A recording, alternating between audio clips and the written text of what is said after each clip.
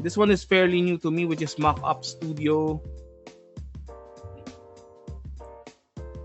So as you would see, there are a lot of there's a lot of.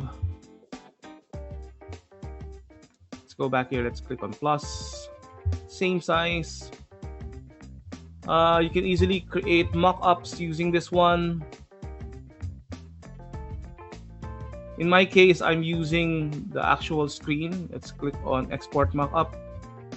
There's a trial version for this. You get 5 trial exports. So the practical use of this is that if you have a design, let's say if you have a design that you want to put your, if you have a design that you want to add into your mockup, you can easily export this. For example, this one is the screenshot that I have. I can easily import any file from my device and add this as a screenshot. As you would see, it already changes into this one. I can use more of them here. For example, if I click on Halloween, I can enable myself to create something like this as a screenshot.